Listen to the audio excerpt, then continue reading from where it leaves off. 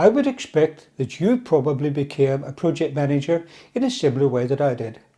I was an accidental project manager.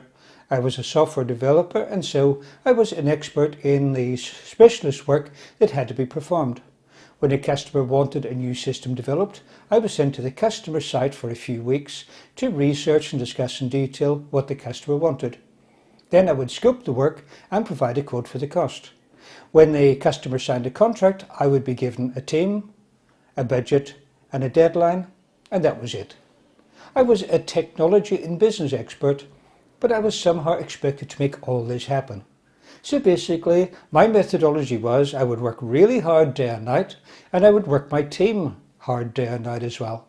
And if they started to fall behind, even if I nagged them harder, I would have to do some of their specialist work as well. This is not the way to manage a project, is it? My company provided me with what they called project management software, but it wasn't. It was a program for creating project schedules. It was a good program, and a project schedule is an essential tool for any project manager, but it does not somehow manage projects. I was required to produce a project plan for each project, and by project plan they meant a project schedule. A project schedule is not a project plan. So my projects were completed on time, but my team and I were really paying the price. We were slaves to the system. So I began researching project management, and I improved my techniques. I developed templates in Excel and Word documents. But my greatest step forward was when I discovered the PMBOK guide by PMI. PMBOK stands for a guide to the project management body of knowledge. This taught me in detail to do all sorts of project related processes. But I was still lacking an overall structure. I didn't have a methodology because PMBOK, good as it is not a methodology.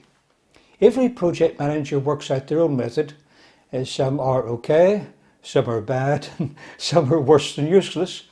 What you need is a reliable, repeatable method which has stood the test of time in every industry, in every size and type of project, in every country and every culture.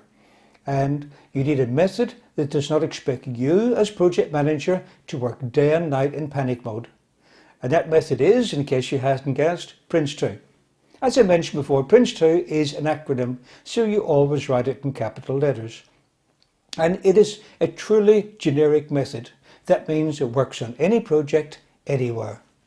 If your industry has a specific body of knowledge, or it has life cycles or engineering models, or even a specific glossary of terms, Prince2 can be tailored to work alongside them. Even if you are an experienced project manager who uses PMBOK, you do not have to give up using PMBOK. I never did, because PMBOK and Prince2 work so well together. Because Prince2 is a structure, but it leaves many of the detailed techniques to the project manager. The PMBOK, on the other hand, is very strong in detailed techniques, but it leaves the overall structure to the project manager. I believe that another big advantage of Prince2 is that it is entirely focused on delivering actual benefits to the organisation. Stop and think about that for a moment. You're given a scope statement, a budget and a deadline. You meet all three of these goals, but the product, for whatever reason, does not deliver benefits to the organisation. Was your project successful? If you said yes, then how can you justify spending all that time, effort and money without actually benefiting the organisation? Really, what happened? You wasted time, effort and money achieving nothing. Do you still think it was successful? When they designed Prince2, they realised that so many project managers were totally focused on managing the project and ticking boxes and using graphs and charts, and they often lost sight of the reason for initiating the project in the first place. It reminds me of a line from an old poem which says that, not that you won or lost, but how you played the game. But Prince2 tells us that in project management, you must win as well as playing the game professionally. Or to use another sporting metaphor, never take your eyes off the ball. And the ball in this case, of course, are the benefits for the organisation. Another key principle of Prince2 is that you must learn from experience so that the projects and the organisation can continually improve.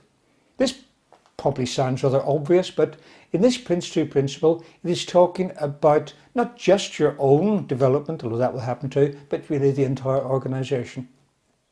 Stop for a moment and think about your previous projects. Imagine when you were faced with a new problem and you thought to yourself, somebody must have solved this problem before. Yes, they probably did.